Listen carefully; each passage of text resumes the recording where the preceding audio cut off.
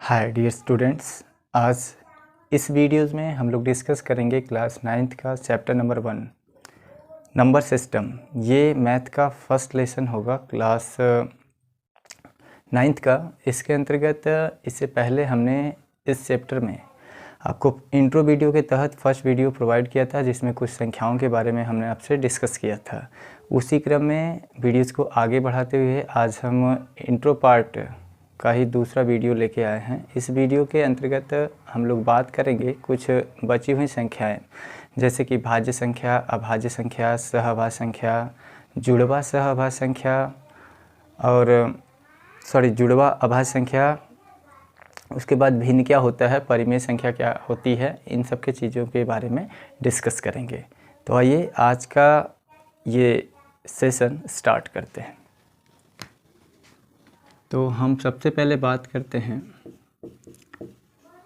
भाज्य संख्या के बारे में। हालांकि इससे पहले हमने आपको सम संख्या, विषम संख्या के बारे में डिस्कस कराया था, बताया था, उसके बारे में बातचीत किया था। आज बातचीत करेंगे भाज्य संख्या यानी कंपोजिट नंबर क्या होती है, भाज्य संख्या किसे कहते हैं, उसके बारे में डिस्कस करेंगे। इसको कंपोजिट नंबर कहते हैं।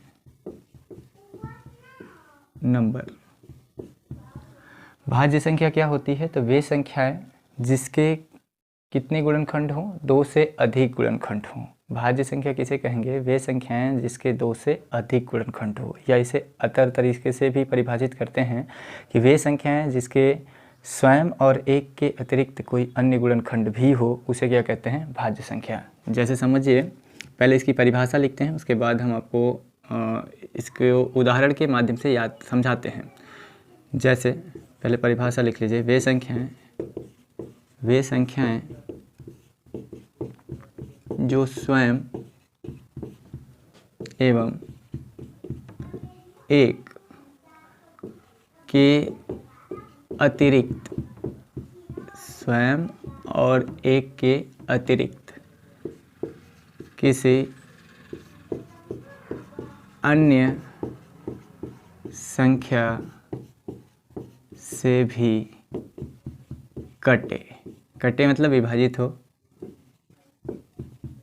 भाज्य संख्या कहलाती है। भाज्य संख्या कहलाती है। समझिएगा, हमने डेफिनेशन लिखा है, वे संख्याएं जो स्वयं एवं एक के अतिरिक्त किसी अन्य संख्या से भी कटे या विभाजित हों, भाज्य संख्या कहलाएगी। तो पता करते हैं भाज्य संख्या कहाँ से स्टार्ट होगी। क्या एक भाज्य संख्या है, इसके मिनिमम 2 गुणनखंड, 2 से ज़्यादा गुणनखंड होने चाहिए। 2 से ज़्यादा संख्या से यदि कोई संख्या डिवाइड होगी तो वो भाज्य संख्या हो जाएगी, अन्यथा नहीं।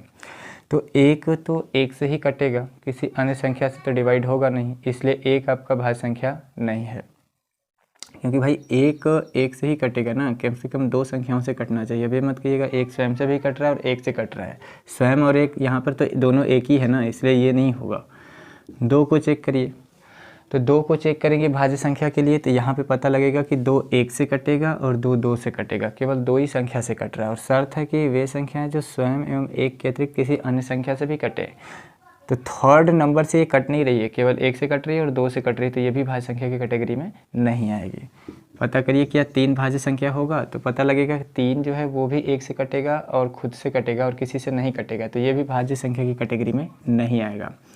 पता करते हैं क्या 4 भाज्य संख्या है, तो 4 देखिए 1 से कट जाएगा, 2 से कटेगा और 4 से कट जाएगा। तो इस तरह से 4 कितनी संख्याओं से डिवाइड हो गया, 3 संख्याओं से। शर्त है जो 2 संख्या से ज़्यादा संख्या से कटेगा वो भाज्य की कैटेगरी में आ जाएगा। तो इसका मतलब सबसे छोटी भाज्य संख्या यदि आपसे पूछा जाएगा तो क्या बताएंगे, 4। सबसे छोटी भाज्य संख्या पूछा जाएगा तो क्या बताएंगे, 4। इसके बाद कहेंगे 4 के बाद बताइए क्या भाज्य संख्या आएगी, तो 5 आपकी भाज्य हो नहीं सकती। क्यों, क्योंकि 1 और 5 दोनों से कटेगी, तो ये भाज्य नहीं है। 6 1 से कटेगी, 2 से कटेगी, 3 से कटेगी, 6 से कटेगी, तो ये 2 से ज़्यादा संख्याओं से कट रही है, इसलिए 6 क्या है, भाज्य संख्या है। तो सबसे छोटी यदि भाज्य संख्या आपसे पूछा जाएगा तो क्या बताएंगे, 4। सबसे बड़ी भाज्य संख्या पूछा जाएगा तो कह देंगे अनंत, अननोन, पता नहीं है ना। सबसे बड़ी गिनती तो हमारे पास पता ही नहीं है, तो सबसे बड़ी भाज्य संख्या कहाँ से पता होगी, ठीक है। अच्छा जी, उसके बाद यदि आपसे पूछे कि क्या जितनी भी भाज्य संख्याएं हैं, जो भाज्य संख्याएं हैं वो ऋणात्मक होती हैं, जवाब है नहीं। जवाब है नहीं। तो भाज्य संख्या की परिभाषा आपको समझ में आ गई होगी कि जिसके पास केवल 2 से अधिक गुणनखंड हों, जिसके पास 2 से अधिक गुणनखंड हों, या वे संख्या जो 2 से अधिक संख्याओं से डिवाइड हो, कटे, उसे भाज्य संख्या कहेंगे। उदाहरण के तौर पर आप 4 बता सकते हैं, 6 है, 8, 9, 10 है ना, 12, 14, ऐसे बहुत सारी संख्याएं हैं। इनको आप फैक्टर के माध्यम से समझ सकते हैं कि वो भाज्य है या अभाज्य। तो अगली संख्या के बारे में बात करते हैं, अभाज्य संख्या के बारे में। आइए आगे हेडिंग लिखते हैं, अभाज्य संख्या। अभाज्य संख्या क्या होती है उसके बारे में डिस्कस कर लेते हैं। अभाज्य संख्या, इसको कहते हैं प्राइम नंबर। प्राइम नंबर अभाज्य संख्या क्या होती है? अभाज्य संख्या किसे कहेंगे अभाज्य संख्या? तो इसके लिए हमने आपको बताया था कि ऐसी संख्या जिसके केवल और केवल 2 गुणनखंड हो, ऐसी संख्या जिसके केवल और केवल 2 गुणनखंड हो। अर्थात इसको इस तरह से भी डिफाइन कर सकते हैं कि वे संख्या है जो स्वयं और एक से ही कटे, जो स्वयं और एक से ही कटे, उन्हें अभाज्य संख्या कहेंगे। या इसे तीसरे तरीके से भी डिफाइन कर सकते हैं कि वे संख्याएं जो स्वयं और एक के अतिरिक्त किसी अन्य संख्या से विभाजित न हो, न कटे, उन्हें क्या कहेंगे? अभाज्य संख्या। परिभाषा लिख लेते हैं।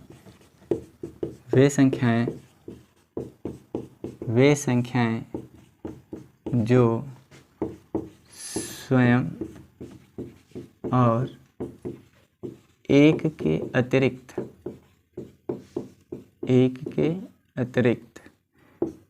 किसी अन्य संख्या से विभाजित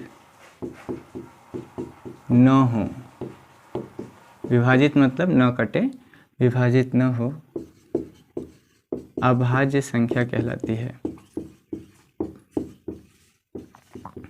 अभाज्य संख्या कहलाती है।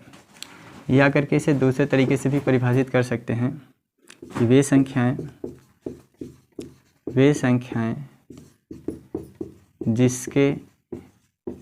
जिसके केवल 2 गुणनखंड हों, केवल 2 गुणनखंड हों, जिसके केवल 2 गुणनखंड हों, उसे अभाज्य संख्या कहते हैं। अभाज्य संख्या कहते हैं। अभाज्य संख्या कहते हैं। अब आपको यहाँ पे थोड़ी समस्या हो रही होगी कि 2 गुणनखंड, ये 2 गुणनखंड कौन कौन होने चाहिए उस दी गई संख्या के? तो 2 गुणनखंड, एक तो 1 होना चाहिए और एक वह संख्या स्वयं, इसके अलावा कोई थर्ड नहीं होना चाहिए। हमने लिखा ना वे संख्याएं जिसके केवल 2 गुणनखंड हो, तो 2 गुणनखंड कौन कौन से हो सकते हैं? तो एक होगा और दूसरा वो संख्या खुद होगी, उन्हीं को क्या कहेंगे? अभाज्य संख्या। जैसे चेक करते हैं, जैसे यदि पूछा जाए, जैसे 1 को चेक करिए कि क्या 1 अभाज्य संख्या है, तो 1 के बारे में बात करेंगे तो 1 के 2 गुणनखंड नहीं आ पाएंगे। ऐसा मत कहिएगा कि 1 स्वयं से कट रहा है और 1 1 से कट रहा है, भाई दोनों हाल में 1 तो 1 ही है, तो 1 आपका अभाज्य संख्या नहीं होगा। बात करते हैं 2 की, तो 2 1 से कटेगा और 2 2 से कटेगा। जो 2 है ये खुद से भी कटेगा और ये 1 से भी कटेगा।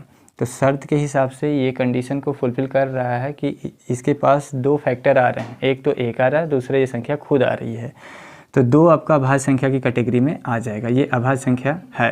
इसके बाद बात करें क्या 3 अभाज्य संख्या है? तो 3 भी अभाज्य है। क्यों? क्योंकि 3 1 से भी कटेगा और 3 स्वयं से भी कटेगा, तो 2 फैक्टर इसके भी आ गए हैं, तो 3 भी आपका क्या है?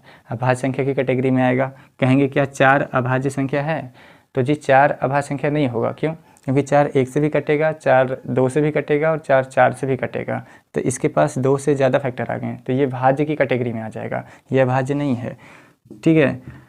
इसके बाद बात करें क्या 5 है अभाज्य संख्या? 5 के बारे में सोचें कि क्या 5 अभाज्य संख्या है, तो जो 5 होगा वो आपकी अभाज्य संख्या की कैटेगरी में आ जाएगा। क्यों? क्योंकि 5 1 से कटेगा और ये 5 से कटेगा, यानी खुद से कटेगा, तो ये अभाज्य संख्या है। तो इस तरह से आप पता लगा सकते हैं कि कौन सी संख्या भाज्य है और कौन सी अभाज्य है। सबसे छोटी अभाज्य संख्या यदि पूछा जाए तो क्या बताएंगे? 2। और पूछेगा सबसे छोटी सम अभाज्य संख्या, तब भी 2 ही को बताएंगे। केवल 2 ही एकमात्र ऐसी संख्या है जो सम भी है, सम भी है और क्या है? अभाज्य भी है। सम भी है और अभाज्य भी है। ठीक है, तो ये थी अभाज्य संख्या की परिभाषा। इसके बाद बात करते हैं जो जुड़वा अभाज्य संख्या आती है वो क्या है।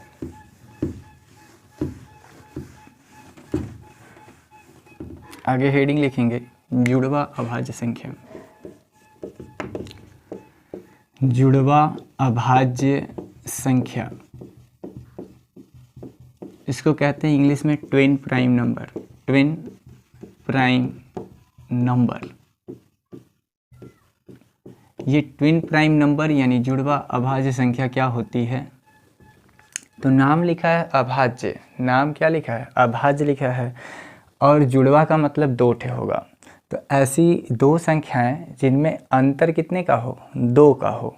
ऐसी 2 अभाज्य संख्याएं जिनमें अंतर क्या हो? 2 का हो, उन्हें कहेंगे जुड़वा अभाज्य संख्याएं। पहले डिफिनीशन लिखते हैं, फिर उदाहरण के माध्यम से आपको समझाएंगे। ऐसी 2 अभाज्य संख्याएं जिनमें 2 का अंतर हो, 2 का अंतर हो, जुड़वा अभाज्य संख्या कहलाती है।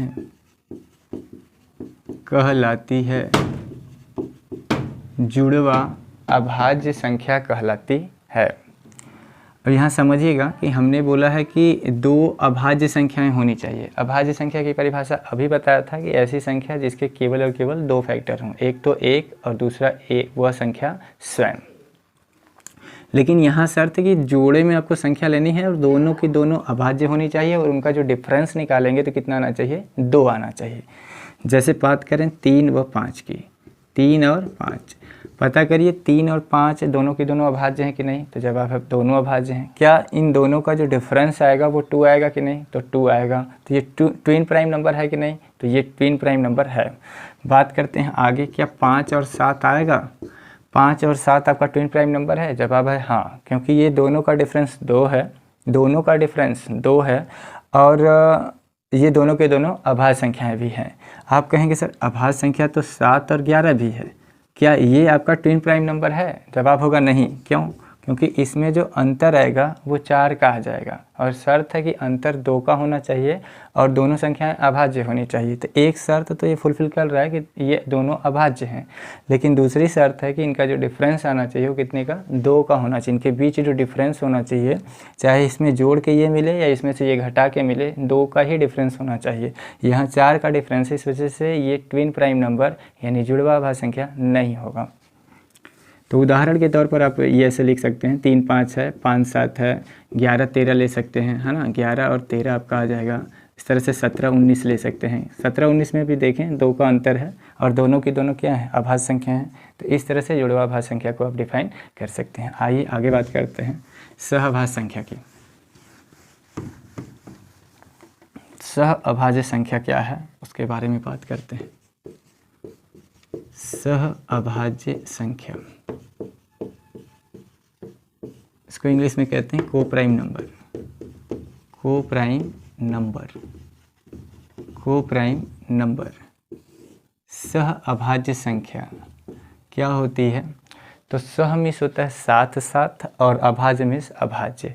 अच्छा, जुड़वा अभाज्य संख्या और सहअभाज्य संख्या में एक अंतर है कि जो जुड़वा अभाज्य संख्या होगी उसमें दोनों संख्याओं में 2 का डिफरेंस होगा, बट सहअभाज्य संख्या में ऐसा कोई शर्त नहीं है कि दोनों के बीच 2 का डिफरेंस हो।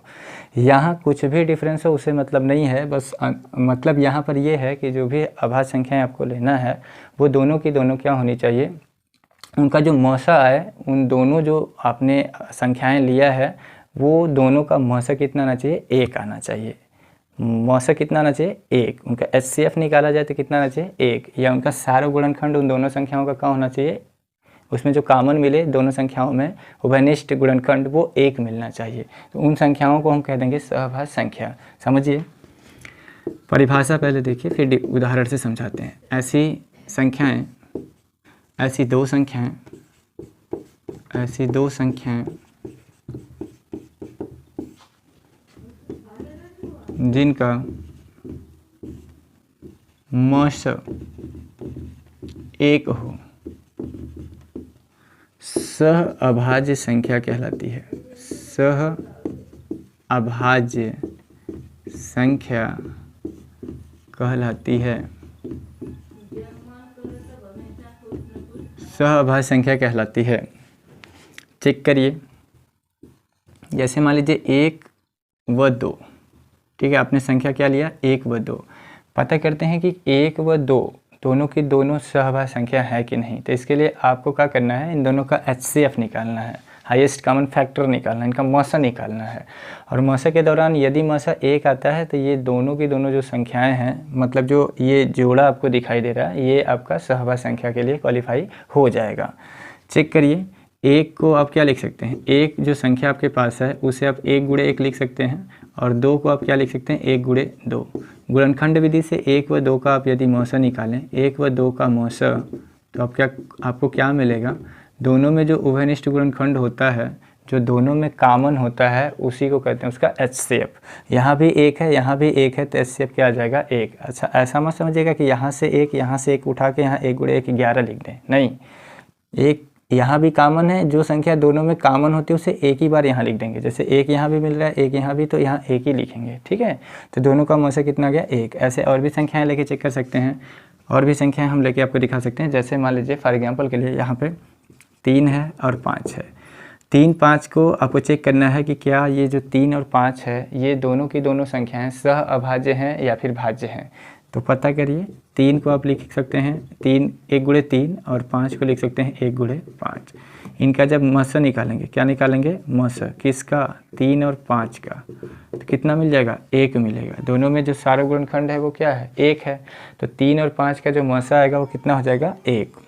यहाँ से आप देख रहे हैं कि जो भी संख्याएं आप लेंगे उन सभी संख्याओं में जो HCF मिलेगा आपको, यदि 1 मिल रहा है तो वो जो भी संख्याएं आ रही हैं वो आपकी सहभाज्य संख्याएं हैं। ऐसे और भी आप ले लीजिए, जैसे ले लीजिए आप 7 ले लीजिए और 12 ले लीजिए। 7 व 12, पता करिए जो 7 और 12 है, क्या ये सहभाज्य है या फिर अभाज्य संख्या है या जुड़वा अभाज्य संख्या है, पता करिए। तो 7 को आप कैसे लिख सकते हैं, 1 गुणे 7 लिख सकते हैं। 12 को आप लिख सकते हैं 1 गुणे 2 गुणे 2 गुणे 3। अब 12 कैसे फैक्टर कर सकते हैं ना, इस तरह से 12 का गुणनखंड करेंगे, क्या आएगा 2 चौका 12, 2 3 6 और 3 एकम 3। तो इसको लिख सकते हैं 2 गुणे 3। यहाँ पर आगे आप 1 लिख सकते हैं, 1 लिखने से मान में कोई अंतर नहीं आएगा। 1 हम इसलिए लिख रहे हैं ताकि दोनों में हम जब कॉमन खोजेंगे तो वहाँ पर 1 ही नज़र आएगा। यहाँ सिंपल देखिए, दोनों का मौसा निकालेंगे तो क्या आएगा 1 आ जाएगा। तो यहाँ पे 7 और 12 भी आपकी क्या है, सहभाज्य संख्या है। अच्छा, एक बात नोटिस करिएगा कि जो सहभाज्य संख्या है इसमें कोई ज़रूरी ना कि दोनों की दोनों जो संख्याएं हैं हों आपके पास वो दोनों की दोनों अभाज्य ही हों, ऐसा कोई शर्त नहीं है। हाँ, उनका HCF 1 आना चाहिए, उनका मौसा 1 आना चाहिए। यहाँ संख्या एक भाज्य भी हो सकती है, दूसरी अभाज्य भी हो सकती है, ठीक है। तो ये था सहभाज्य संख्या के बारे में। आइए आगे बात करते हैं। सहभाज्य संख्या के बाद भिन्न क्या होता है उसके बारे में बात करते हैं।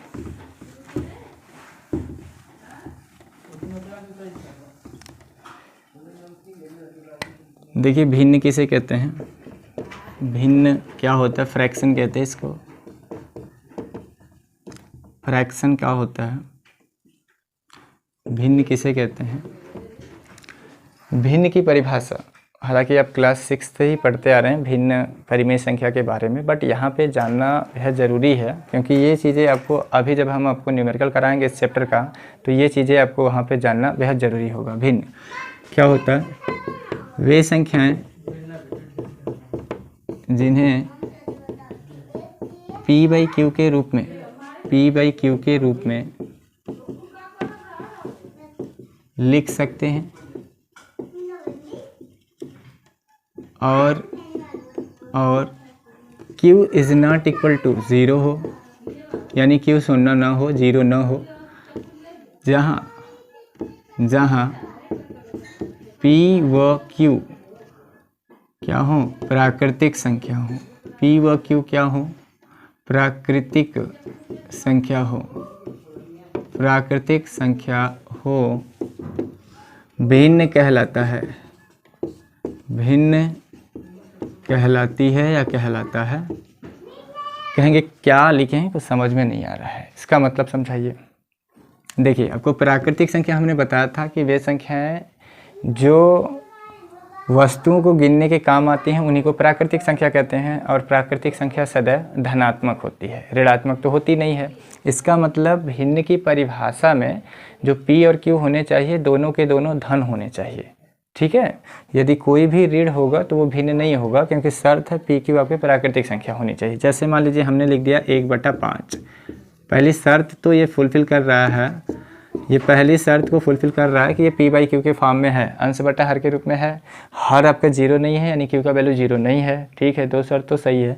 तीसरा क्या है कि p और q जो होंगे, इसका तुलना जब आप p/q से करेंगे तो p और q आपकी प्राकृतिक संख्या आनी चाहिए। तो p का मान 1 आएगा और q का मान कितना आएगा? 5। तो यहाँ से देख रहे हैं 1 भी आपका प्राकृतिक संख्या, 5 भी प्राकृतिक संख्या है। इसका मतलब 1/5 आपका क्या है? भिन्न है। ठीक है, आप कहेंगे यदि हम 0/5 लिख दें, 0/5 क्या ये हमारा भिन्न है या नहीं? तो आइए चेक करते हैं। पहला शर्त है p/q के रूप में फुलफिल कर रहा है, यानी p/q के रूप में है, शर्त फुलफिल कर रहा है। दूसरा, q का वैल्यू जीरो नहीं है, ठीक है, सही है। और तीसरा शर्त होगा कि p और q का मान प्राकृतिक संख्या होनी चाहिए। तो p का मान 0 आ रहा है और 0 आपकी प्राकृतिक संख्या नहीं होती है। इस बात का मतलब 0/5 आपका भिन्न नहीं है, 0/5 आपका भिन्न नहीं है। ठीक है, अच्छा, कहेंगे -1/3 है, तब -1/3 को यदि चेक करना है आपका कि ये आपका भिन्न है कि नहीं, तो आप इसे चेक करिए, p/q से कंपेयर करिए, और करते ही आपको पता लग जाएगा p का मान ऋण 1 आएगा। और p का मान यदि ऋणात्मक आ रहा है तो इस बात का ये मतलब है, इस बात का ये मतलब होगा कि ये आपका भिन्न नहीं है, क्योंकि ऋण में प्राकृतिक संख्या तो होती नहीं है, तो ये भी आपका भिन्न नहीं है।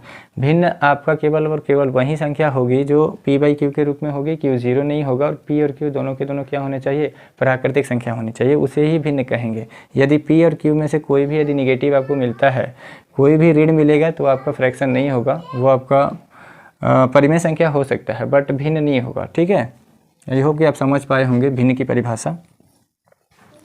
आइए बात करते हैं आगे भिन्न के बाद परिमेय संख्या की। परिमेय संख्या की रेशनल नंबर, रेशनल नंबर। परिमेय संख्या क्या होता है? तो परिमेय संख्या के बारे में क्लास 8th में फर्स्ट लेसन जो था उसमें आपने देखा था परिमेय संख्या के बारे में। फिर भी हम यहाँ पे आपको बताते हैं। परिमेय संख्या की पहले परिभाषा लिखते हैं। वे संख्याएं जिन्हें p/q के रूप में लिख सके, जहाँ q is not equal to 0 हो तथा p व q पूर्णांक हो, p व q पूर्णांक हो, परिमेय संख्या कहलाता है। परिमेय संख्या कहलाती है या कहलाता है? परिमेय संख्या कहलाती है। समझिएगा, इसमें परिमेय संख्या और भिन्न में मात्र एक ही अंतर है कि p और q परिमेय संख्या में भी आया है और p और q आपका भिन्न में भी आया था।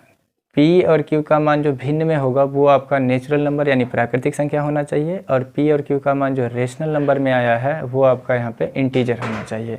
और आपको पता है कि जो पूर्णांक होता है वो 2 टाइप का होता है, 2 प्रकार का होता है, एक धनात्मक पूर्णांक और ऋणात्मक पूर्णांक। इस बात का ये मतलब है कि यदि p और q आपके पूर्णांक हैं, p और q यदि आपके पूर्णांक हैं, तो इस बात का ये मतलब है कि जो p का वैल्यू होगा वो धन भी हो सकता है, ऋण भी हो सकता है। q का मान भी धन भी हो सकता है और ऋण भी हो सकता है। यानी यहाँ पे यदि बात करें तो 4 केसेस बन सकते हैं। जैसे हमने 1/2 लिखा है, 1/2 हम चेक करेंगे कि क्या ये आपका परिमेय संख्या है। तो इसको कंपेयर करिए, तुलना करिए इसकी, तो आपको पता लगेगा पी का मान 1 है, क्यू का मान 1 है, दोनों धन धन है, क्योंकि पी पूर्णांक में पी और क्यू दोनों धनात्मक भी हो सकते हैं। पूर्णांक के अंतर्गत तो धनात्मक संख्या भी आती है और ऋणात्मक भी आती है। तो पी और क्यू का मान धन भी हो सकता है, ऋण भी हो सकता है। पी का मान धन हो सकता है, क्यू का मान ऋण हो सकता है, या पी का मान ऋण हो सकता है, क्यू का मान धन हो सकता है। ठीक है, तो यहाँ से आप देख पाएंगे कि पी, पहला शर्त है पी बाई क्यू के रूप में होना चाहिए, है। दूसरा, क्यू का मान 0 नहीं होना चाहिए, है। ठीक है, क्यू का मान 0 भी नहीं है। 2 केसेस को ये फुलफिल कर रहा है। तीसरा केस कह रहा है कि पी और क्यू का मान पूर्णांक होना चाहिए। तो यहाँ से देखें, 1 भी पूर्णांक है, 2 भी पूर्णांक है, इसका मतलब 1/2 आपका परिमेय संख्या है। ऐसे बात करते हैं, 5/0 हमने लिख दिया। हम आपसे पूछेंगे क्या ये आपका परिमेय संख्या है, जवाब होगा नहीं। क्यों? क्योंकि हर 0 नहीं होना चाहिए, अंश 0 हो सकता है। ठीक है, अच्छा इसी का उल्टा यदि कह दें तब, तो पी बाई क्यू के रूप में है, हाँ है। दूसरा, पी और क्यू, जो क्यू का वैल्यू होना चाहिए वो 0 नहीं होना चाहिए, नहीं है। तीसरा कह रहा है कि पी और क्यू आपके पूर्णांक होने चाहिए। तो यहाँ से आप देखिए, पी का मान 0 आ रहा है, क्यू का मान 5। पी और क्यू आपके पूर्णांक हैं कि नहीं? भाई 0 तो पूर्णांक होता है ना, तो यानी 0/5, जो 0/5 है ये आपका पूर्णांक, सॉरी 0/5 जो है ये आपका भिन्न है। ठीक है, कहेंगे यदि मान लीजिए हमने 5 लिखा है तब, या -5 लिखा है, तो क्या -5 आपका परिमेय संख्या है? तो जवाब होगा हाँ। कहेंगे कैसे? इसमें हर तो दिखाई नहीं दे रहा है, तो हम -5 के बटा में 1 मान सकते हैं। -5 के बटा में 1 मान सकते हैं। 1 का भाग ऋण 5 में देंगे तो कितना आएगा? ऋण 5 ही तो आएगा। तो ऋण 5 को ऋण 5/1 लिख सकते हैं। और जब कंपेयर करेंगे पी बाई क्यू से, तो आपको यहाँ से नज़र आएगा कि पी बाई क्यू के रूप में है, क्यू का वैल्यू 0 भी नहीं है, और पी और क्यू आपके पूर्णांक हैं। इसका मतलब -5 भी आपका क्या है? जो -5 है वो परिमेय संख्या है। अच्छा, ऋण 3/2 लिख दें तब, ऋण 3/2 लिख दें तो ये भी आपका क्या है? परिमेय संख्या है ना, ये भी आपका परिमेय संख्या है। एक बात बताइए कि 3/4 मान लीजिए है, 3/4 है, इसे हम यदि आपसे पूछें कि जो 3/4 है, क्या जो 3/4 आपके सामने दिखाई दे रहा है, ये 3/4, ये 3/4 आपका परिमेय संख्या है या नहीं है? तो 3/4 को पहले आप बताइए क्या ये भिन्न है? सोचिए, जवाब होगा हाँ, क्योंकि ये पी बाई क्यू के रूप में है, क्यू का वैल्यू 0 नहीं है, और जो पी और क्यू हैं ये दोनों के दोनों धनात्मक हैं, अर्थात प्राकृतिक संख्या हैं। तो इसका मतलब 3/4 आपका भिन्न है। फिर हम पूछेंगे कि क्या ये आपका परिमेय संख्या भी है? तो जवाब होगा हाँ। क्यों? क्योंकि ये पी बाई क्यू फॉर्म में है, क्यू का वैल्यू 0 भी नहीं है, और पी और क्यू आपके क्या हैं? दोनों के दोनों पूर्णांक हैं। भाई 3 भी पूरा पूर्णांक होता है, 4 भी पूरा पूर्णांक है, और पी और क्यू पूर्णांक हैं। क्यों? क्योंकि धनात्मक संख्या जो होती है वो भी पूर्णांक के अंतर्गत आती है, ऋणात्मक संख्या भी पूर्णांक के अंतर्गत आती है, और शून्य भी आपका क्या है? पूर्णांक ही है। इसका मतलब 3/4 आपका भिन्न भी है, और 3/4 आपका पूर्णांक भी है। तो यहाँ से एक बात समझ में आती है कि दुनिया में जितनी भी धनात्मक वाली संख्याएं हैं, बोले तो दुनिया में जितनी भी हमारे पास भिन्न हैं, जितने भी भिन्न हमारे पास हैं, वो सारी की सारी भिन्न परिमेय संख्या कहलाएंगी। सभी भिन्न क्या होंगी? परिमेय संख्या कहलाएंगी। लेकिन इसका उल्टा यदि सोचें कि क्या सभी परिमेय संख्या भिन्न होगी? जैसे ये देखिए, ये मान लीजिए हमने लिखा, इसको ऐसे लिख देते हैं, मान लीजिए -3/2 लिख दिया, -3/2 लिख दिया। हम आपसे पूछेंगे कि क्या ऋण 3/2 आपका भिन्न है? जवाब होगा नहीं। ऋण 3/2 परिमेय संख्या है? जवाब है हाँ, क्योंकि ऋण 3/2 तो निगेटिव आ जाएगा ना, और शर्त है भिन्न में कि पी और क्यू आपके क्या होने चाहिए? पी और क्यू आपके इंटीजर होने चाहिए, नेचुरल नंबर होने चाहिए। किसमें? भिन्न में। यहाँ पे आप देख पा रहे हैं कि यहाँ पे जो ऋण 3 है वो निगेटिव है, इस वजह से ये भिन्न नहीं हो पाएगा। ये आपका क्या होगा? ये आपका परिमेय संख्या हो जाएगा। आई होप कि आप परिमेय संख्या और भिन्न में अंतर समझ पाए होंगे, और आसानी से उदाहरण भी इसके आप दे सकते हैं। ठीक है, आगे बात करते हैं। इन संख्याओं के बाद बात करते हैं नेक्स्ट, धन संख्याओं के योग के बारे में बात करेंगे।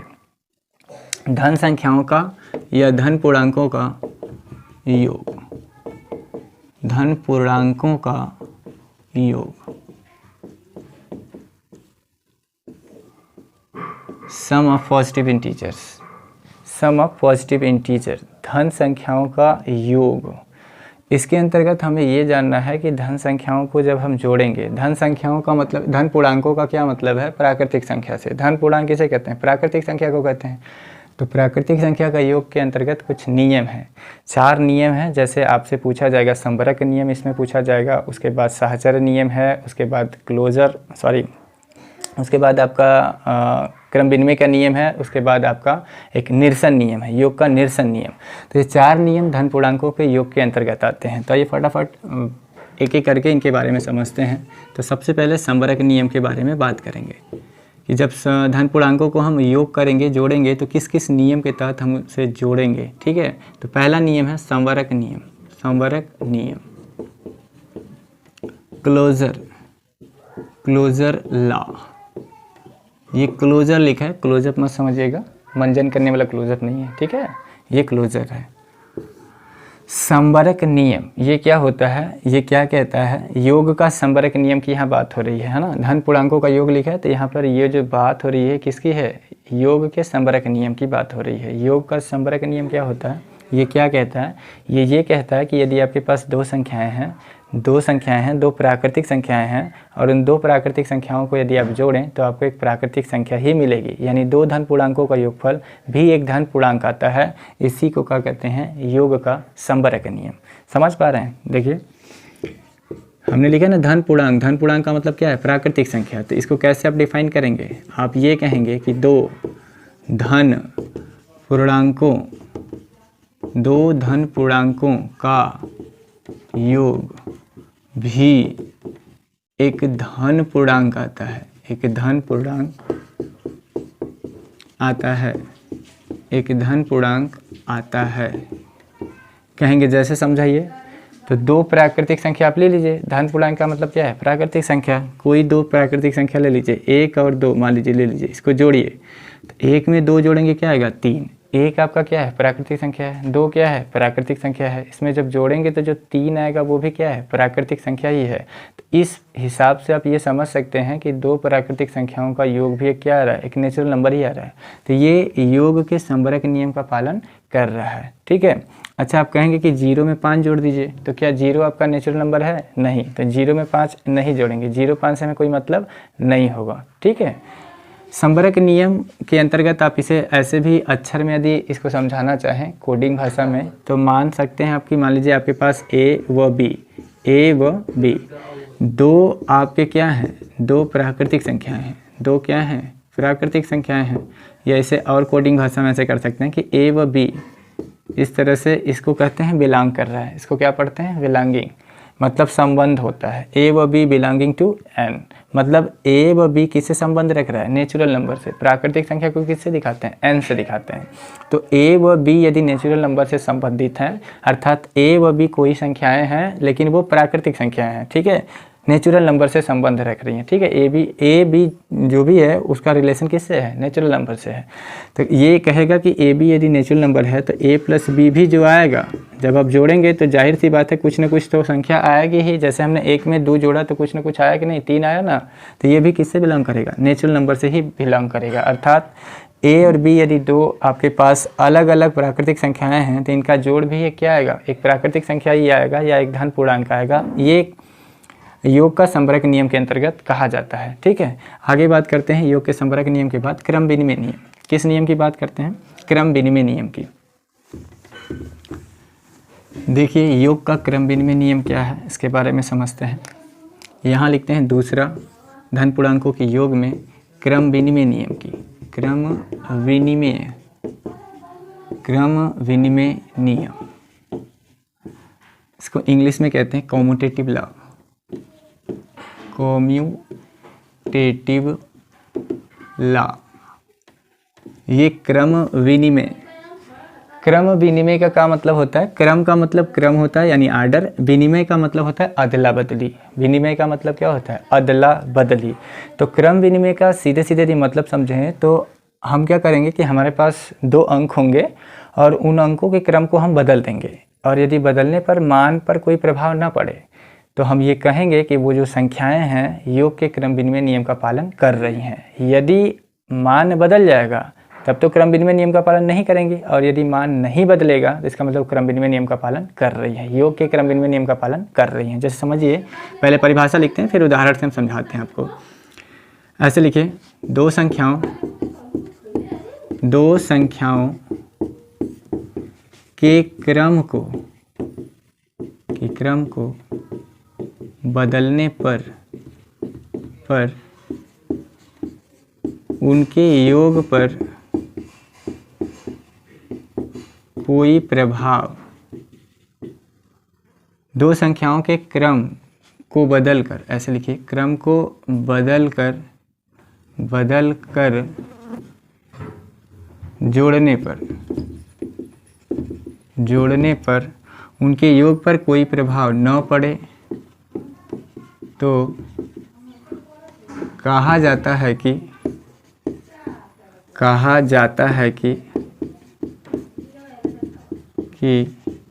संख्याएं योग के क्रम विनिमय नियम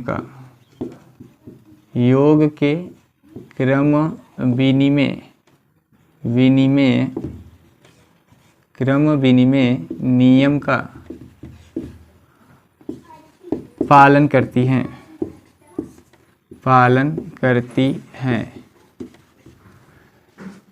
घबराइएगा मत, इतनी बड़ी डिफिनीशन देख के आपको अपने शब्दों में भी इस बात को एक्सप्रेस कर सकते हैं कि दो संख्याओं के क्रम को बदलकर, अदला बदली कर योग करें तो उसके योगफल पर कोई प्रभाव न पड़े, तो कहा जाएगा कि वे संख्याएं योग के क्रम विनिमय नियम का पालन कर रही हैं।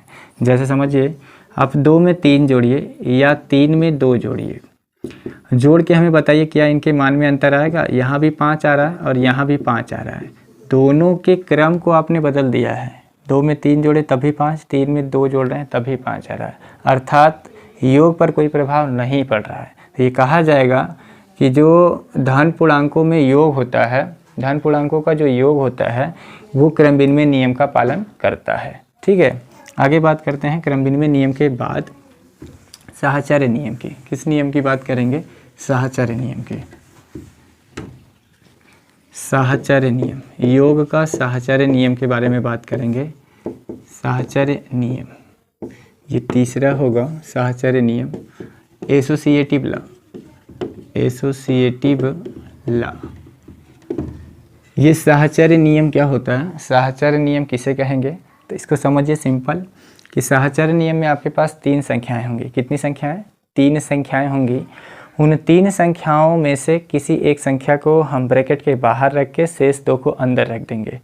उसके बाद हम राइट हैंड साइड में ये करेंगे कि उन्हीं तीनों संख्याओं में से जो संख्या पहले बाहर थी, कोष्टक के बाहर थी, उसे हम कोष्टक के अंदर रख देंगे और कोष्टक के अंदर वाली संख्या को कोष्टक के बाहर कर देंगे। तो योगफल पर यदि कोई प्रभाव नहीं पड़ेगा तो हम कह देंगे कि ये तीनों संख्याएं जो हैं वो योग के साहचर्य नियम का पालन कर रही हैं। समझिए, इसमें ऐसे हम आपको कोडिंग भाषा में दिखा देते हैं कि यदि 3 संख्याओं को, ऐसे समझिए, यदि 3 संख्याओं को अदल बदल कर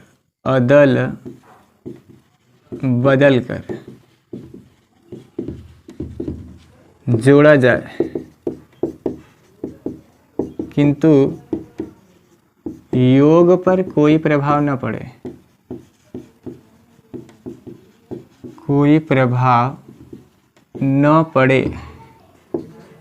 किंतु योग पर कोई प्रभाव न पड़े तो वे संख्याएं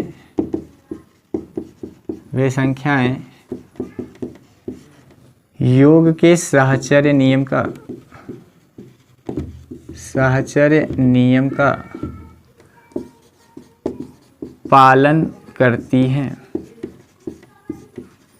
साहचर्य नियम चाहे गुणा का होगा चाहे योग का, उसमें याद करिएगा कि 3 नंबर आपके पास होंगे। कितने नंबर? 3 नंबर होंगे, 2 नंबर नहीं होंगे। 2 नंबर आप क्रम में लेंगे, ठीक है। साहचर्य होगा तो उसमें कितने नंबर? 3।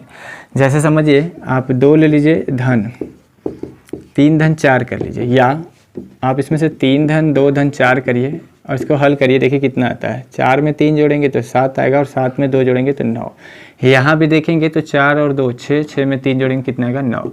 यहाँ से देख रहे हैं कि क्रम को बदल दिया हमने, संख्या के क्रम को बदल दिया है। जो हमारे पास अंक हैं उनके क्रमों को हमने उल्टा पुल्टा कर दिया, लेकिन योगफल पर कोई प्रभाव नहीं पड़ा है। इस बात का मतलब ये है कि जो योग का साहचर्य नियम होता है, जो साहचर्य नियम है वो योग का पालन करता है। योग में यानी लागू होगा, जोड़ में साहचर्य नियम लागू होता है, ठीक है।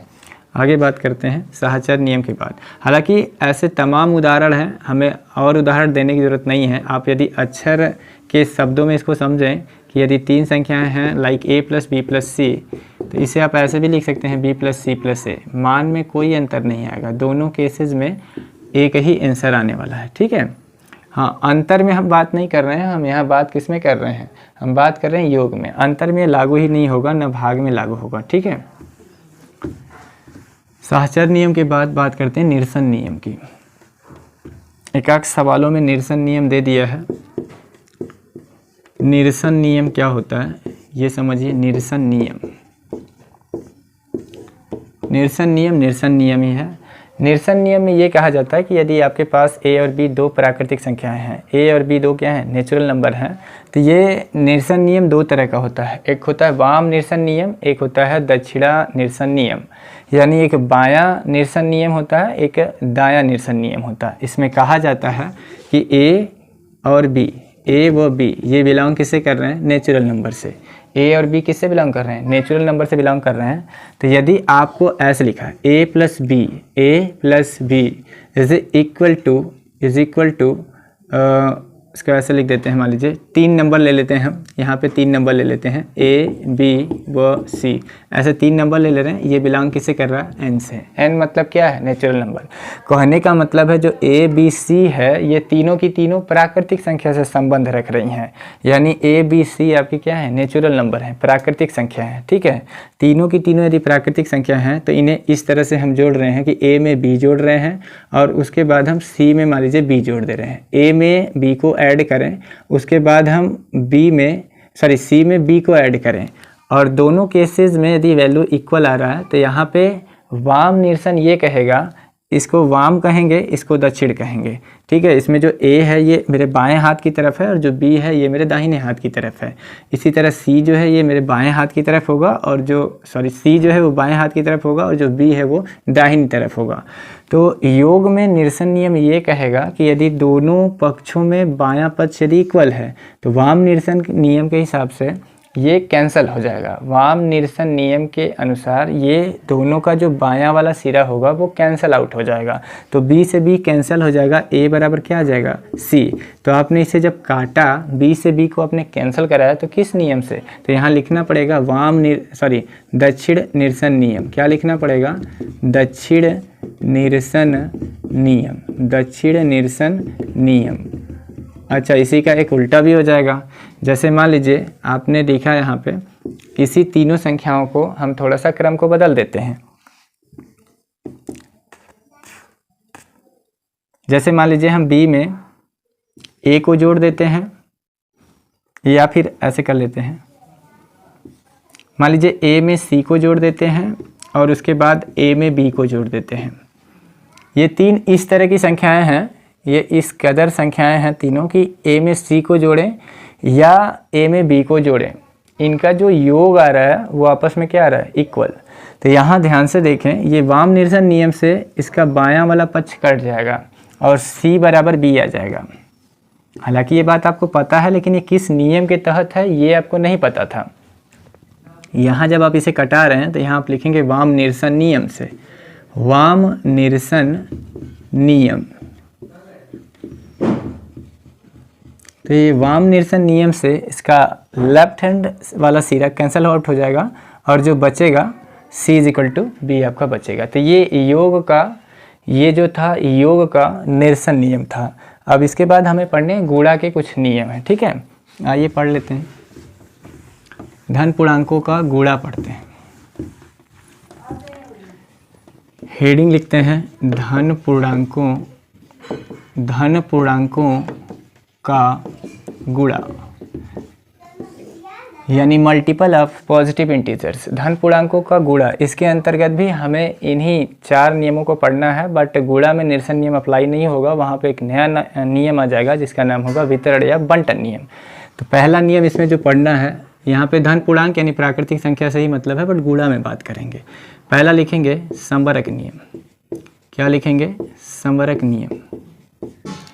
गुणा का संबरक नियम, यदि आपसे पूछा जाए कि गुणा का संबरक नियम क्या होगा, तो गुणा का संबरक नियम ऐसी दो संख्याएं, ऐसी दो प्राकृतिक संख्याएं जिनका गुणनफल भी क्या है, एक प्राकृतिक संख्या ही है, तो उन दोनों संख्याओं को कहेंगे कि ये दोनों संख्याएं गुणा के संबरक नियम का पालन कर रही हैं। देखिए, ऐसी दो संख्याएं, ऐसी दो प्राकृतिक संख्याएं लिख देते हैं। धन पूर्णांक का मतलब क्या है, प्राकृतिक संख्या। ऐसी दो प्राकृतिक संख्याएं जिनका गुणनफल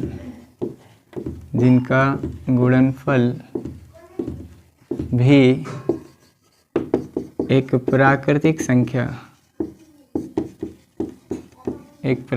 संख्या हो। गुणा का संबरक नियम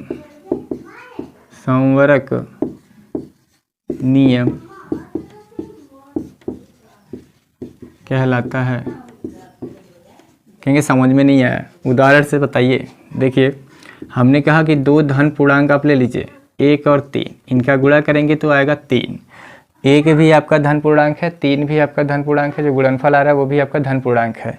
इसका मतलब जो संबरक नियम होता है वो गुणा में लागू होता है। गुणा के लिए संबरक नियम क्या है, सत्य है। योग के लिए संबरक नियम क्या है, सत्य है। ऐसे और भी संख्या आप ले सकते हैं। 2 गुणे 3 ये भी आ जाएगा 6।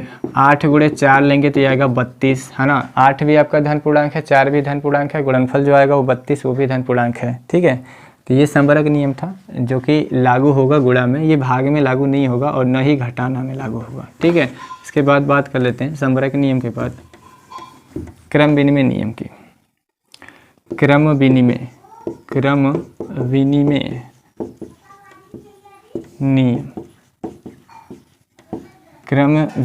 नियम। अच्छा, जो भी दिखा रहे हैं हम क्रम विनिमय, चाहे सहचर चाहे संबरक, ये किसी गणितज्ञ का नाम नहीं है, इस बात को आप याद रखिएगा। ठीक है, ये एक प्रॉपर्टी है अंकों को ऐड या सब्सट्रैक्ट या मल्टीप्लिकेशन या डिवाइड करने की। ठीक है, तो क्रम विनिमय नियम, गुणा का क्रम विनिमय नियम क्या होगा कि आपके पास दो संख्याएं होंगी जिनको अदल बदल के गुणा करेंगे तो गुणनफल भी क्या आएगा, एक धन पूर्णांक ही आएगा। तो यहाँ कहा जाएगा कि वो संख्याएं हैं आपके पास वो क्रम विनिमय नियम का पालन कर रही हैं, गुणा का क्रम विनिमय नियम का पालन कर रही हैं। ठीक है, तो परिभाषा आप राइट डाउन कर सकते हैं। वैसे जो मैंने योग वाला दिया था वहीं गुणा में भी है, बस आपको उदाहरण के माध्यम से समझा देते हैं कि मान लीजिए 3 और 5 है, इसका क्रम बदल दीजिए 5 गुणे 3, तो यहाँ पे देखेंगे 3 गुणे 5 भी 15 आएगा और 5 गुणे 3 भी 15 आएगा। दोनों का मान क्या आ रहा है, सेम ही आ रहा है। दो धन पूर्णांक का गुणनफल भी, दो धन पूर्णांकों के क्रम को अदल बदल कर उनके गुणनफल गुणा किया जाए तो मान गुणनफल पर कोई प्रभाव नहीं पड़ रहा है।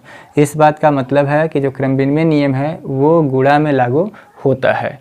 गुणा के लिए क्रम विनिमय नियम सत्य है। ठीक है, ऐसे कोई भी संख्या आप ले लीजिए, जैसे आप ले लीजिए 3 गुणे 6 और इसका क्रम बदल दीजिए 6 गुणे 3, ये कितना आएगा 18। जब आप सवाल सॉल्व करेंगे तो आपसे उसमें ये पूछेगा कि ये किस प्रॉपर्टी के अंतर्गत सत्य है। ठीक है, ये बात तो सत्य है, लेकिन किस नियम के तहत, योग के क्रम विनिमय नियम के तहत सत्य है या गुणा के क्रम विनिमय नियम के तहत सत्य है।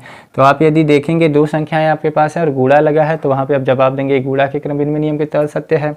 और यदि योग लगा है, संख्या को अदल बदल के जोड़ा गया है, तो वहाँ पे योग का क्रम विनिमय नियम होगा। 3 संख्या है, मल्टीप्लिकेशन में है, आगे पीछे करके गुणा किया जा रहा है, तो वहाँ पर गुणा का साहचर्य नियम हो जाएगा, और यदि प्लस लगा उनके बीच तो हो जाएगा योग का साहचर्य नियम। ठीक है, देखिए ये था क्रम विनिमय नियम। इसके बात करते हैं साहचर्य नियम की। साहचर्य नियम की एसोसिएटिव लॉ गुणा का साहचर्य नियम का होता है। इसमें 3 संख्याएं होंगी और 3 संख्याओं को क्रम को हम बदल के गुणा करेंगे तो गुणनफल पर कोई प्रभाव नहीं पड़ेगा। तो कहा जाएगा कि साहचर्य नियम गुणन के लिए सत्य होता है। जैसे मान लीजिए 3 गुणे 5 गुणे 6 है, परिभाषा आप अपने से लिख सकते हैं कि ऐसी तीन संख्याएं जिनके क्रमों को बदल कर गुणा किया जाए तो उसके गुणनफल पर कोई प्रभाव न पड़े, तो उन तीनों संख्याओं को कहा जाएगा कि ये गुणन के लिए धन पूर्णांकों में गुणा जो है साहचर्य नियम का पालन करता है, या जो साहचर्य है वो गुणन के लिए सत्य है। 3 गुणे 5 गुणे 6, इसमें से किसी एक को बाहर निकाल लीजिए, लाइक 5 को बाहर निकालेंगे और इससे 6 गुणे 3 लिख देंगे तो गुणनफल पे कोई प्रभाव नहीं आएगा। देखिए 3 5 15, 15 6 का 90 आ जाएगा, और यहाँ 5 6 का 30 होगा और 30 तिहाई 90 होगा। दोनों पक्षों में देखें तो मान एक ही आ रहा है। इसका मतलब तीनों जो संख्याएं हैं या जो साहचर्य नियम है वो गुणन के लिए क्या है, सत्य है। जो साहचर्य नियम है वो गुणन के लिए क्या है, सत्य है। इसके बाद हम बात करते हैं साहचर्य नियम के बाद वितरण या बंटन नियम की। किसकी, वितरण या बंटन नियम की। ये लास्ट है चौथा नियम, वितरण या बंटन नियम। ये वितरण या बंटन नियम क्या है ये समझिए। वितरण या बंटन नियम, वितरण या बंटन नियम, डिस्ट्रीब्यूटिव लॉ कहते हैं इसको, डिस्ट्रीब्यूटिव लॉ। डिस्ट्रीब्यूट कर देना, वितरित कर देना, बांट देना। तो ये वितरण नियम कब अप्लाई होता है, जब कुछ संख्याएं योग में हो और कुछ क्या हो, गुणा में हो। तो गुणा वाला योग के साथ अलग अलग क्या हो जाएगा, डिवाइड हो जाएगा, वितरित हो जाएगा, बट जाएगा। जैसे समझिए कि 3 गुणे 5 धन 6 है। अब योग और गुणा दोनों होगा, जहाँ पे गुणा और योग दोनों है और जो गुणा होगा वो पहले होगा। ऐसा नहीं कि 3 धन 5 गुणे 6 है, नहीं ऐसा नहीं। गुणनफल पहले होगा, योगफल कोष्टक के अंदर होगा। तो यहाँ पे वितरण नियम अप्लाई हो जाएगा। कौन सा नियम, वितरण नियम से इसको हल कर लेंगे। कैसे, 3 गुणे 5 धन 6 का मतलब है 3 गुणे 5 अधन 3 गुणे 6। यहाँ आसानी से इसको देखेंगे तो यहाँ पर इसे हम एक्सपेंड कर रहे हैं। तो किस नियम के तहत इसको प्रसार कर रहे हैं, फैला रहे हैं, तो ये वितरण नियम या बंटन नियम के तहत फैला रहे हैं। यहाँ पे जो मान आएगा दोनों पक्षों का, अब देखेंगे तो मान में कोई परिवर्तन नहीं आएगा। ठीक है, चाहे इसका वैल्यू निकालें 6 5 11 और 11 तिहाई 33 आएगा। यहाँ देखें तो 5 तिहाई 15 और 6 तिहाई 18, 18 में यदि 15 जोड़ेंगे तभी कितना आएगा, 33 ही आएगा। तो दोनों केसेस में आप देख रहे हैं कि वितरण नियम क्या है, लागू हो रहा है। तो वितरण नियम कहाँ लागू होगा, गुणा और योग के साथ। गुणा और योग दोनों एक ही साथ होंगे, पहले गुणा होगा बाद में क्या होगा, योग।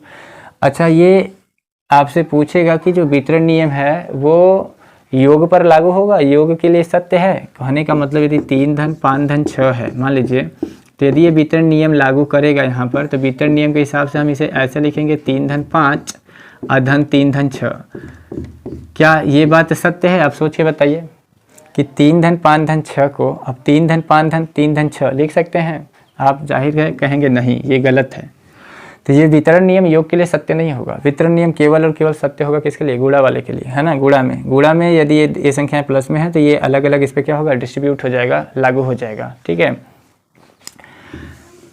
अच्छा, कभी कभार के क्या करेगा कि आपको मान लीजिए दे देगा 82 या फिर दे देगा मान लीजिए 92, आपको कहेगा कि इसे वितरण नियम से इसको हल करिए। ठीक है, तो 92 को आप वितरण नियम से कैसे हल करेंगे, सिंपल आप देखेंगे किसके नियरेस्ट है, तो 100 के नियरेस्ट है। 100 में से कितना घटा देंगे कि 92 आ जाएगा, तो 8 घटा देंगे तो 92 आ जाएगा। तो सिंपल आपको 92 नहीं देगा बल्कि 92 मान लीजिए 92 का स्क्वायर दे देता है और कहता है कि इससे वितरण नियम की सहायता से क्या करिए, हल करिए, बांट के इसे हल करिए। तो सिंपल 92 को स्क्वायर को आप 100 में 8 का होल स्क्वायर लिख के इसको एक्सपेंड कर सकते हैं। ठीक है, या फिर इस तरह से ना देके तो ऐसे भी दे सकता है, मान लीजिए 95 गुणे 98 इस तरह से दे देगा। तो इसे आप ऐसे लिख देंगे 100 - 5 100 - 5 अगुणे 100 - 2। समझ पा रहे हैं। अब यहाँ पे देखिए, यहाँ पे वितरण नियम आसानी से क्या होगा, अप्लाई हो जाएगा इन दोनों पर। ठीक, तो इस तरह से भी यदि देगा कि वितरण नियम की सहायता से उसे प्रसार करिए उसे, तो जिसके नियरेस्ट होगा उस पर आप उसे ब्रेक करिएगा और ब्रेक करके आप उसे एक्सपेंड कर लीजिएगा, फैला लीजिएगा। जो भी सूत्र यदि a + b या -b का बनता है तो उसके तहत या किसी अन्य के तहत। ठीक है, तो ये वितरण या बंटन नियम इस तरह से होगा कि आपके पास 3 संख्याएं होंगी जिसमें से एक संख्या गुणे में होगी और 2 योग के साथ कनेक्टेड होंगी, तो उस पर अलग अलग वितरण नियम गुणा में लागू हो जाएगा। तो ये सारी जो नियम हम आपको बता रहे हैं, जब आप एक्सरसाइज करेंगे तो वहाँ पे आपको ये पूछेगा कि ये किस नियम के तहत ये बात सत्य है। अच्छा, वितरण या बंटन नियम के बाद कुछ चीज़ें और हैं जो आपसे पूछेगा। जैसे वो आपसे सवाल में ये भी पूछेगा योगात्मक प्रतिलोम क्या होता है। योगात्मक प्रतिलोम, एडिटिव इनवर्स क्या होता है, योगात्मक प्रतिलोम, एडिटिव इनवर्स। योगात्मक प्रतिलोम नाम ही है योगात्मक प्रतिलोम। अच्छा, इसे एक अन्य नाम से भी जानते हैं, वो भी नाम जान जाइए, योज्य प्रतिलोम। इंग्लिश दोनों का एक ही रहेगा, योगात्मक प्रतिलोम कहे चाहे योज्य प्रतिलोम कहे, दोनों का मतलब क्या है, एक ही है।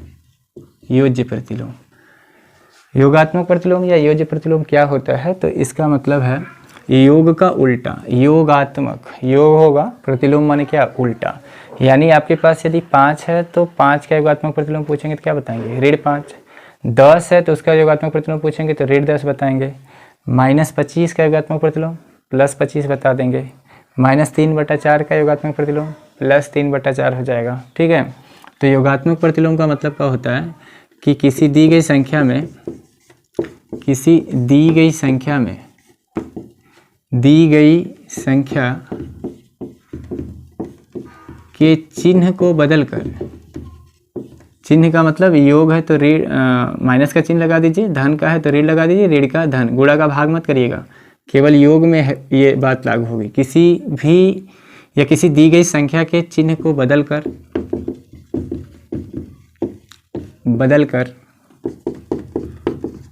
जोड़ने पर प्राप्त योग, जोड़ने पर प्राप्त योग शून्य प्राप्त हो तो दी गई संख्याएं, दी गई तो एक संख्या या पहली संख्या, एक संख्या अन्य संख्या की योगात्मक प्रतिलोम कहलाती है। योगात्मक प्रतिलोम कहलाती है। कहेंगे इतना बड़ा डेफिनेशन लिख दिए, याद कैसे होगा? आइए उदाहरण के माध्यम से इसको याद कराते हैं ना। उदाहरण के माध्यम से हम इसे क्या करेंगे? आपको याद कराएंगे। हमने कहा कि किसी दी गई संख्या के चिन्ह को बदलकर जोड़ने पर प्राप्त योग शून्य प्राप्त हो तो एक संख्या अन्य संख्या की योगात्मक प्रतिलोम कहलाती है। जैसे मान लीजिए एक संख्या हमारे पास 3 है, एक संख्या हमारे पास क्या है? 3 है, और हमने कहा कि इसके चिन्ह को बदल दीजिए। इसका चिन्ह फिलहाल कुछ नहीं, तो यहाँ प्लस है, तो प्लस है तो इसका चिन्ह बदल दीजिए, -3 हो जाएगा, चिन्ह बदल दीजिए। और चिन्ह बदल के इसे क्या करिए? जोड़ दीजिए। चिन्ह बदल के क्या करिए? जोड़िए। मैंने कहा ना किसी दी गई संख्या, मान लीजिए संख्या 3 दिया है, कि चिन्ह को बदल दीजिए, चिन्ह को जोड़ दीजिए, जोड़ दिया। प्राप्त योग कितना आएगा? 3 में ऋण 3 जोड़ेंगे 0 आ जाएगा। प्राप्त योग यदि शून्य प्राप्त होता है तो ये पहली वाली संख्या दूसरे वाली संख्या की क्या कहलाएगी? योगात्मक प्रतिलोम, योगात्मक प्रतिलोम कहलाएगी। समझ पा रहे हैं? अक्षर में यदि बात करें कि ए कोई संख्या है तो इसका योगात्मक प्रतिलोम आपसे पूछेगा तो क्या बताएंगे? माइनस से। यानी जब भी किसी भी संख्या का योगात्मक प्रतिलोम पूछा जाएगा तो उसे जब भी आप ऐड करेंगे तो ऐड करने पर बार बार 0 आना चाहिए। ऐसा नहीं कि हमने 5 पूछा 5 का योगात्मक प्रतिलोम बताइए, आप 5 का योगात्मक प्रतिलोम 5 ही बता देते हैं। तो 5 में यदि 5 जोड़ेंगे तब तो 10 हो जाएगा, 0 नहीं आएगा। या 5 का 1/5 बता दिए आपने गलती से, जहाँ गुणात्मक प्रतिलोम बताना चाहिए वहाँ योगात्मक प्रतिलोम आप बता दिए। तो इस बात का केयर करिए कि यदि योगात्मक प्रतिलोम है तो उसे जोड़ने पर कितना आना चाहिए? 0 आना चाहिए। कितना आना चाहिए? 0। अच्छा, एक इसमें प्रश्न आपसे पूछेगा जो इम्पोर्टेंट होगा, वो ये पूछेगा कि कोई ऐसी संख्या बताइए, एक ऐसी संख्या बताइए जिसका योगात्मक प्रतिलोम खुद वही संख्या आती है। एक ऐसी संख्या बताइए जिसका योगात्मक प्रतिलोम स्वयं वो संख्या हो। तो आप सोच के बताइए कि ऐसी कौन सी संख्या है जिसका योगात्मक प्रतिलोम स्वयं वही संख्या आएगी। तो ऐसी केवल और केवल एकमात्र ही संख्या है, वो 0 है। 0 का योगात्मक प्रतिलोम 0 ही आएगा, 0 का ऋण 0 मत कर दीजिएगा, ठीक है।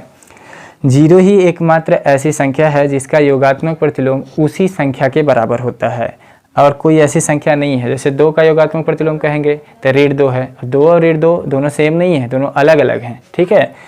तो यदि आपसे पूछा जाए कि योग का योगात्मक प्रतिलोम बताइए, योग का योगात्मक प्रतिलोम क्या होता है, तो 0 बताएंगे, 0 बताएंगे। योगात्मक प्रतिलोम योग का कितना होता है? 0। इसके बाद बात करते हैं गुणात्मक प्रतिलोम का। गुणात्मक प्रतिलोम क्या होता है? गुणात्मक प्रतिलोम क्या होता है? गुणात्मक प्रतिलोम, गुणात्मक प्रतिलोम का होता है कि ऐसी 2 संख्याएं जिन्हें गुणा करें तो उनका गुणनफल कितना है? 1, तो वो एक दूसरे की क्या कहलाती हैं? गुणात्मक प्रतिलोम। ऐसी 2 संख्याएं, ऐसी दो संख्याएं जिनका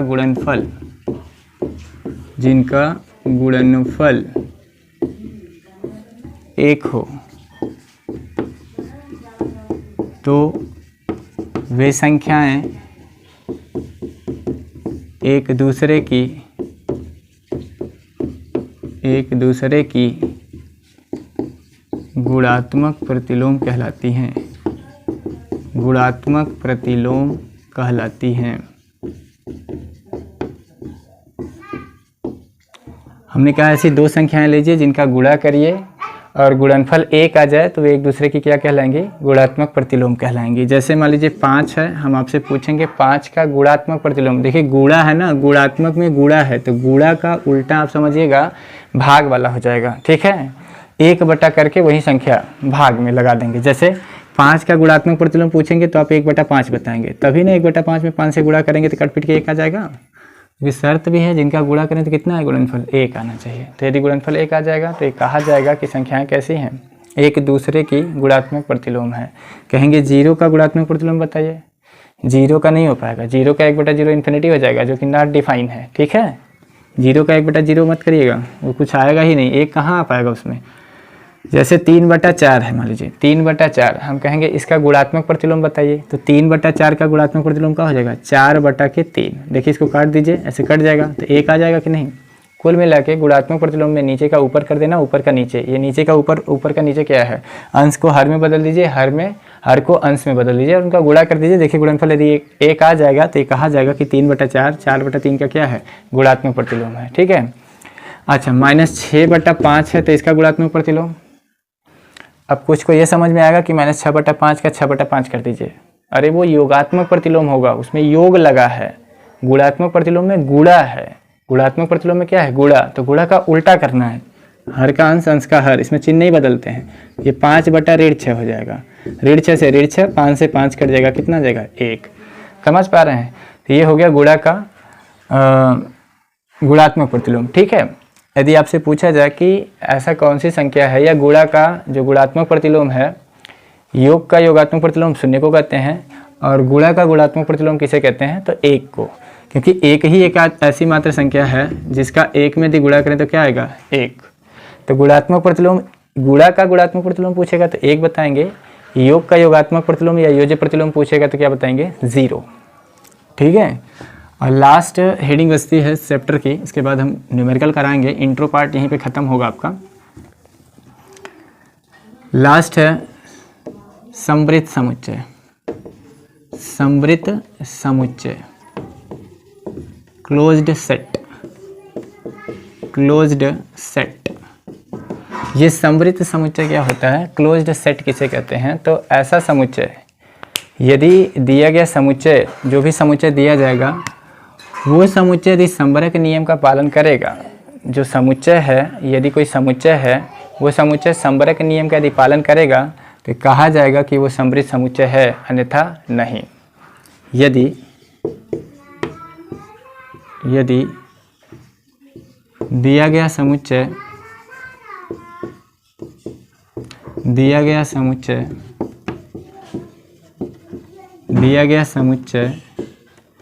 संवरक नियम का पालन करे, संवरक नियम का पालन करे तो उसे समवृत्त समुच्चय कहते हैं। समवृत्त समुच्चय कहते हैं। कहीं कुछ समझ में नहीं आ रहा है। समवृत्त का मतलब बंद होता है ना, तो जो भी सेट देगा, मान लीजिए हम ऐसे कोई उदाहरण ले लेते हैं 2 3 0 1 -5, ठीक है, इस तरह से दिया है और कह रहा है कि ये जो समुच्चय दिया गया है, बताइए ये गुणा के लिए समवृत्त है, योग के लिए समवृत्त है, भाग के लिए समवृत्त है, घटाना के लिए समवृत्त है। चेक करिए इसमें से किसके लिए समवृत्त है और किसके लिए समवृत्त नहीं है।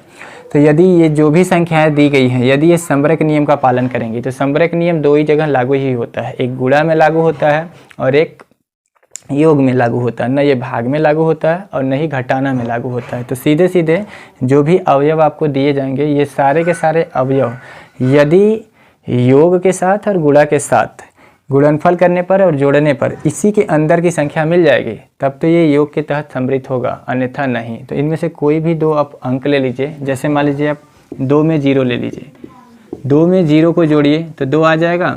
तो योग के लिए समृद्ध होगा कि नहीं होगा? समृद्ध हो जाएगा। आप कहेंगे कि सर 3 में यदि 1 लेंगे, 3 में 1 जोड़ेंगे तो 4 आएगा, क्या योग के लिए समृद्ध हो पाएगा? शर्त नहीं, क्योंकि समृद्ध होने के लिए शर्त होगा कि कोई सा भी 2 अंक आप लीजिए, कोई सा 2, इसमें जितने भी हैं कोई सा भी 2 ले लीजिए, और कोई सा भी 2 लेने पर उसका या तो गुणा करिए या फिर उन दोनों का योग करिए, क्योंकि संबरक नियम 2 ही में लागू ही होगा, गुणा और जोड़ में। तो आपको या तो उन दोनों को जोड़ना है, जोड़ने पर जो अंक आएगा, जोड़ने पर या गुणा करने पर जो अंक आएगा वो दिए गए सेट में यदि उपस्थित रहेगा, दिए गए समुच्चय में यदि वो अंक है, तो कहा जाएगा कि ये दिया गया समुच्चय समृद्ध समुच्चय है, योग के लिए समृद्ध समुच्चय है। योग के लिए चेक करेंगे, यदि आ जाएगा योगफल वाला जो अंक है इसमें होगा, तब तो कहा जाएगा कि समृद्ध है, लेकिन यदि नहीं आएगा तो कहेंगे कि योग के लिए भी समृद्ध नहीं है। अब ऐसा मत करिएगा कि 2 को किसी 2 संख्या को लेके चेक कर लिए तो ये वाला मिल गया, फिर अगला वाला चेक किए तो नहीं मिला तो इसके कहते हैं समृद्ध। नहीं, सब मिलने चाहिए। जैसे 3 में 1 जोड़ा तो हमने 4 आ गया, तो 4 इसमें उपलब्ध ही नहीं है, तो योग के लिए समृद्ध होगा? जवाब है नहीं। गुणा के लिए भी चेक कर सकते हैं, जैसे 2 गुणे -5 -10 आ जाएगा, -10 इसमें उपस्थित है? जवाब है नहीं। इसका मतलब न ये योग के लिए समृद्ध है और न ही गुणा के लिए समृद्ध है। तो दिया गया समुच्चय में से कोई भी आप 2 अवयव ले लीजिए, कोई सा भी 2 अवयव ले लीजिए, यदि वो दिए गए अवयव को आप जोड़िए, एक बार किन्हीं भी 2 को जोड़िए और किन्हीं भी 2 अंक को लेके आप गुणा करिए। आप भाग और गुणा करके, भाग और घटाना करके भी देख सकते हैं, ठीक है। यदि वो जो अंक आ रहा है इस दिए गए समुच्चय में उपस्थित है तो आप कहेंगे कि ये योग में यदि आ रहा है, योग वाला योगफल आ रहा है, तो आप कह देंगे योग के प्रति समृद्ध है। और यदि गुणा के लिए आ रहा है तो कहिए गुणा के प्रति समृद्ध है, और यदि नहीं आएगा तो कह दीजिएगा नहीं है। तो यहीं पे आज चैप्टर समाप्त होता है। कल हम आपको इस फर्स्ट चैप्टर का न्यूमेरिकल सॉल्व कराएंगे। तो आज के लिए बस इतना ही करते हैं, शेष चीज़ें नेक्स्ट वीडियो में।